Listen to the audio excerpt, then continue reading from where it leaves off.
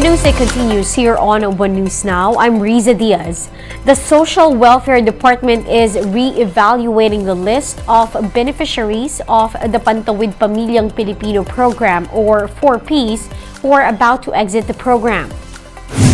DSWD Assistant Secretary Romel Lopez said that graduating families will undergo a thorough assessment to evaluate their living conditions, or if their living conditions have improved after years of receiving cash grants.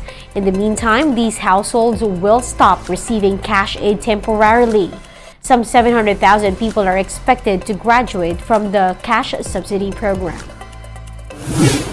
Philippines is the most sleep-deprived country in Southeast Asia, according to one study.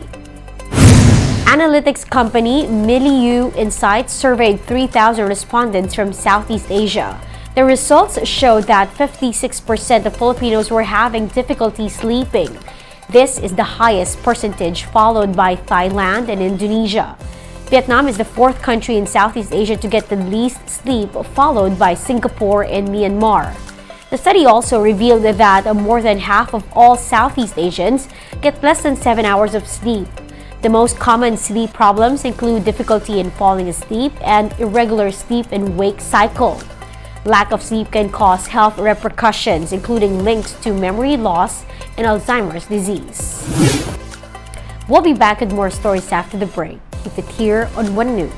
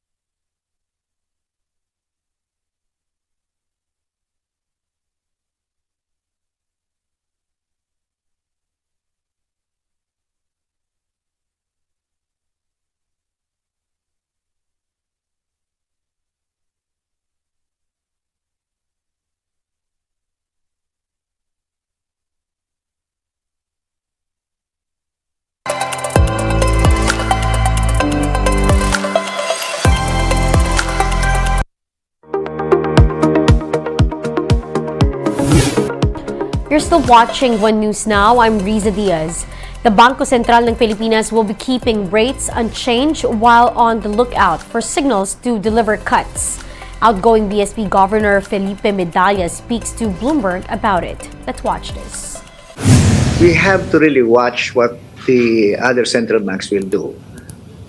If the only basis for the rates is Philippine inflation, we're quite confident that we have already done enough.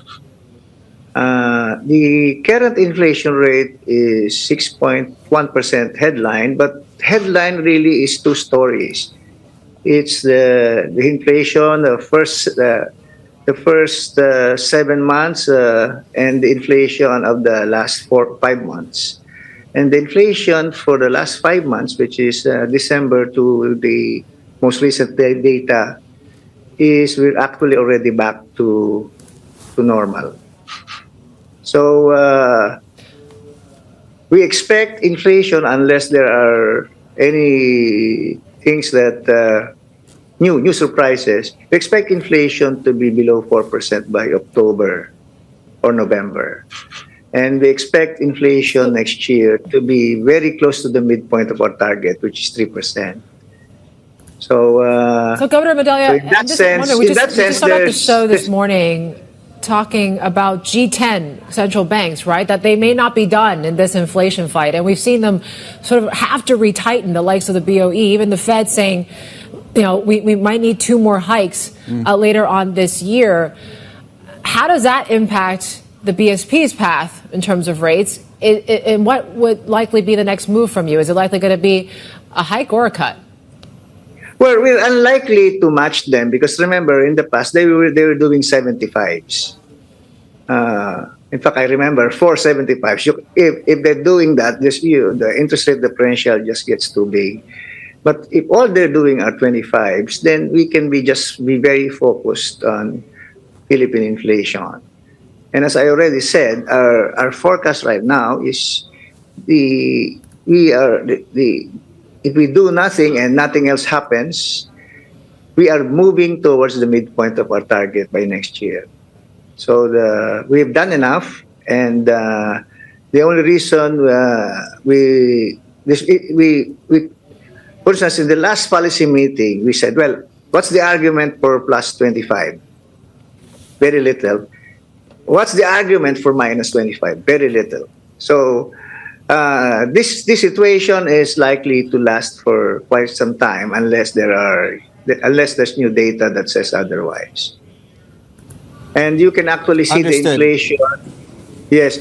The other inflation picture is that for goods, inflation is already significantly, actually lower than 4%.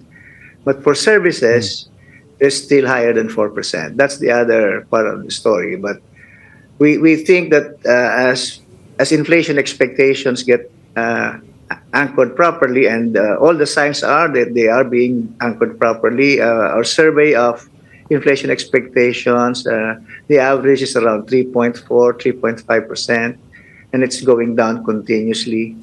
So there's little reason to raise, and there's little reason to cut. Here's a quick look on other stories we're watching. In Russia, mercenary group of Wagner head Yevgeny Prigozhin has ordered his men to halt their advance following his rebellion threat. This, he said, was to avoid shedding Russian blood. Back in our country, the Alliance of Concerned Teachers remain unconvinced of the Education Department's motive after it released a memo asking for a list of teachers affiliated with the group. DepEd has since denied that the memo was for profiling purposes. And in sports, Gilas Pilipinas is now hard at work in Estonia. This as the 12-man team prepares for the 2023 FIBA World Cup. And those are the top stories of the hour. Join us later at 10:45 in the morning as we continue to monitor the day's biggest stories. I'm Riza Diaz. We are One News.